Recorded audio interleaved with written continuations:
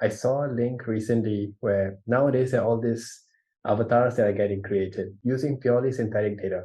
So, I mean, the entire maybe actors, actresses whose schedules are very packed. Yes. They may or may not be able to appear for a photo shoot.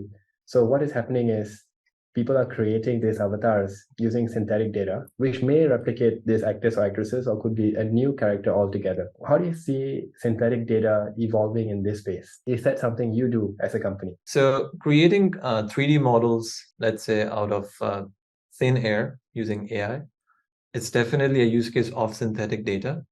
And in parallel, you can kind of take someone's likeness. So let's say if it's Pramodh, we have Pramod's physique, how you look like, maybe your behavior. And based on that, we can create your digital twin or a digital avatar, which is not you in a way, but it resembles you.